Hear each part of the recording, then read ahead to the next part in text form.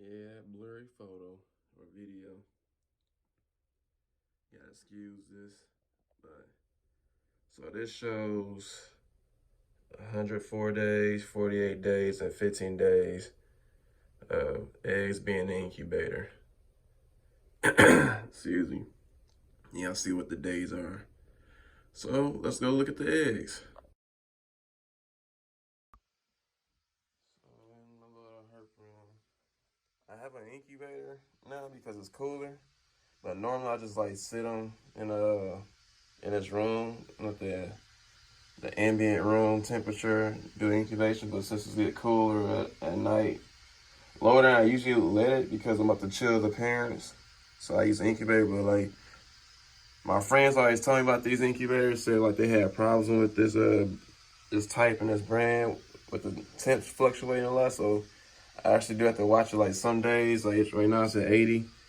And like that's just the range I want to keep it at because they've been in the incubator. I mean, they've been chilling in the room for like around 70 degrees, 70, 75, 70s. It's between, I say, like low 70s at night and then higher 70s in the day. And then like it's just been cooler. So didn't want to risk them too much. The eggs are pretty trash, so I'm not gonna lie. A few of them are trash. Like I got one good pair, but it's life, man. I'm excited for either way because it's the first year for both pairs to be breeding. So anything I get out of this year is good. But yeah, so that's temp. Like some days it'd be 80 degrees where I want to keep it at, and then I'll just come in here and be like 86 or 87 out of the blue. So my friends always said like I used to jump or drop a lot. So you just gotta watch it. But here goes my eggs. I set them out last night because this thing jumped to 86. And the humidity, I'm not really worried too much about because you can see like inside is good. So let's look at the eggs. I might open up the blinds. We'll see. All right, so I just had different sections for like different clutches and whatnot. So these eggs are trash. These, I'm not sure about. Feel like might be trash too. But one might be decent, other one might be trash. Same with these. Not sure about. But these are the ones that have been in for like 100 some days. These are the ones that have been in for like 40 something. And these right here been in for like 15. And these are pretty good. You can actually see the veins and stuff in there. So these right here for sure will have sometime, probably 2021. These right here I'm not too sure about. Same here.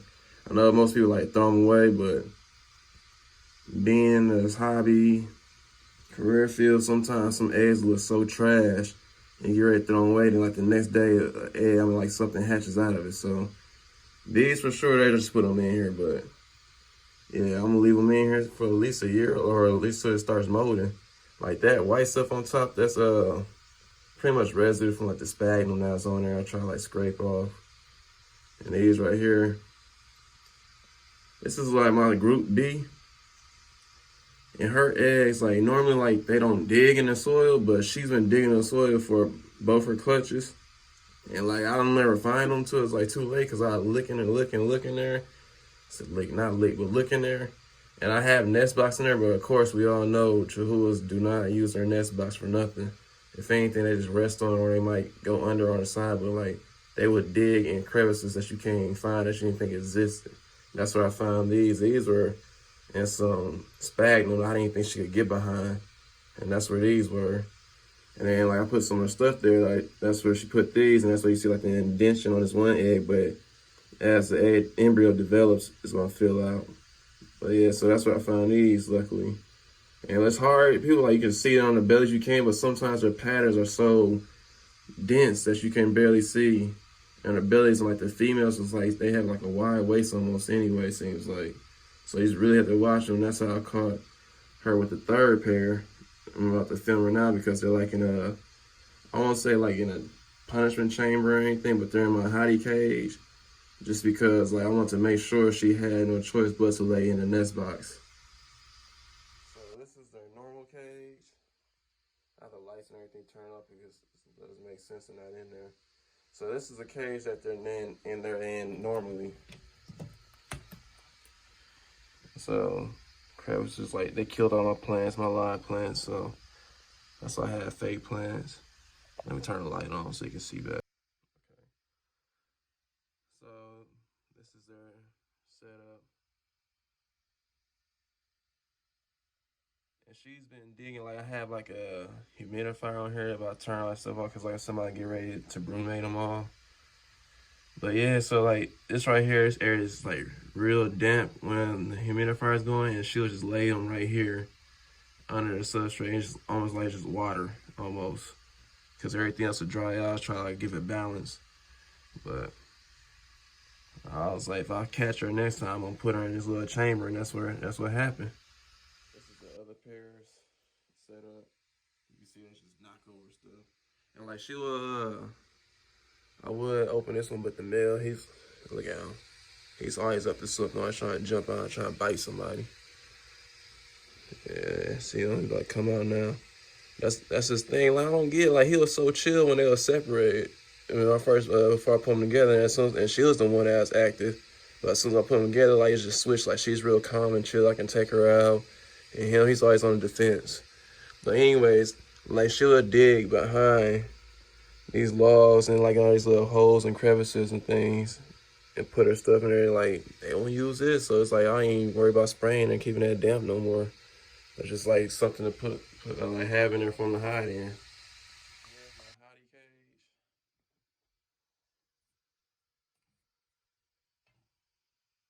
I heard that little sound. That was her.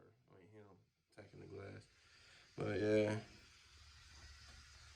So that's the little nest box I have set up for her to use. The male's in here. She's right here. Mad, of course.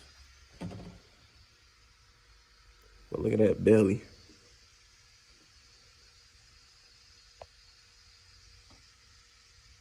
Like she's ready to explode. So hopefully soon. They've been in here for about, excuse me, a week.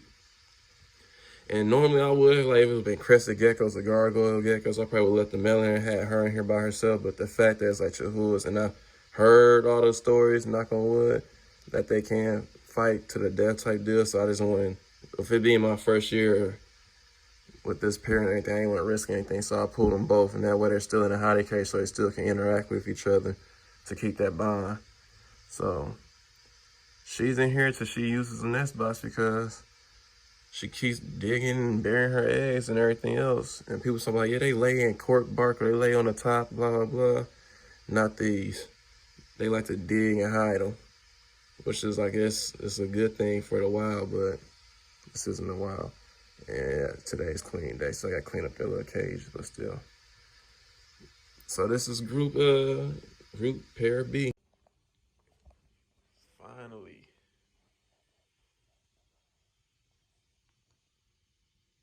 She laid her eggs.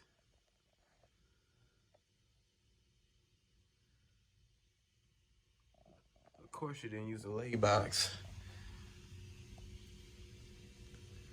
She's defending them right now. Put some gloves on, I'm gonna catch them up. But she finally laid her eggs. Had to put a little heat mat right here so she could warm her belly. Hopefully these eggs are good, man. We'll see. I know he's happy now because I can put him back in a terrarium too. Last clutch of the season.